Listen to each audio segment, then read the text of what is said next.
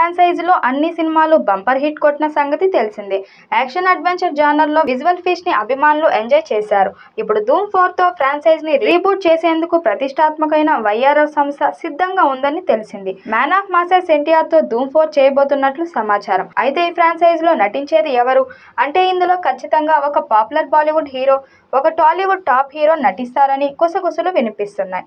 ప్రస్తుతం మారిన pan India ట్రెండ్లో ఎలాంటి కాంబినేషన్ సెట్ చేస్తే పాన్ వరల్డ్ బాక్స్ ఆఫీస్ ఢీ కొట్టగలమా అనేది ఎస్ట్రా ఫిలిమ్స్ ఆలోచిస్తుందని గుసగుసలు వినిపిస్తున్నాయి. అమీర్ ఖాన్ నటించిన ధూమ్ 3 2013లో విడుదలైంది. ఆ తర్వాత 12 సంవత్సరాల గ్యాప్ వచ్చింది. ఒక బ్లాక్ బస్టర్ ఫ్రాంచైజీలో కొత్త సినిమాని ప్రారంభించడానికి ఇంతకాలం పట్టడం నిజంగా ఆశ్చర్యం కలిగిస్తుంది. ధూమ్ 4 స్క్రిప్ట్ రెడీ అవుతుందని, కాస్టింగ్ ఎంపికలు సాగుతున్నాయని గతంలో చాలా ప్రచారం సాగినా కానీ ఏదీ నిజం కాలేదు. తాజా సమాచారం మేరకు ధూమ్ 4లో యంగ్ టైగర్ ఎన్టీఆర్ నటించే అవకాశం ఉందని గుసగుసలు వినిపిస్తున్నాయి. ఎస్ట్రా ఫిలిమ్స్ నుంచి అధికారికంగా ఎలాంటి ప్రకటన లేకపోయినా కానీ వారి ప్రయత్నం చూస్తుంటే యంగ్ టైగర్ని ఇప్పట్లో వదులుకునేందుకు ఎస్ట్రా ఫిలిమ్స్ సిద్ధంగా లేదని, అతడితో నెక్స్ట్ లెవెల్లో భారీ యాక్షన్ అడ్వెంచర్ను ప్లాన్ చేస్తుందని కూడా గుసగుసలు వినిపిస్తున్నాయి. వార్ 2 రిలీజ్ సందర్భంగా ఈ కొత్త లీక్లు సర్వత్రా అభిమానుల ఉత్కంఠను పెంచుతున్నాయి.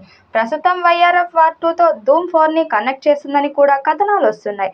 వార్ 2 ఆగస్టు 14న ప్రపంచవ్యాప్తంగా విడుదలవుతుండగా ఎన్టీఆర్, హృతిక్ రోషన్ అభిమానులు సర్వత్రా ఉత్కంఠంగా వేచి చూస్తున్నారు.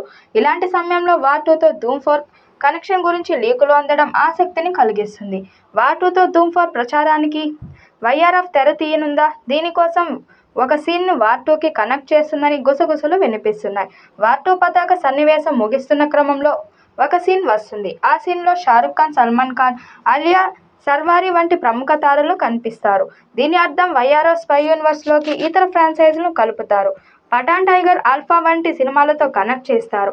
ఇది ఎంసీయూ తరహా ప్రయత్నమని కూడా చెబుతున్నారు. ఒకవేళ ఇదే నిజమైతే యంగ్ టైగర్ ఎన్టీఆర్ ఇప్పటికే వార్ 2లో నటించాడు గనక స్పై వర్సెస్లో అతడి పాత్ర మునముందు కొనసాగుతుంది. వైఆర్ఎఫ్ విధిగా అతడి పాత్రను ఇతరుల కంటే చాలా ప్రత్యేకంగా తీర్చిదిద్దాల్సి ఉంటుంది.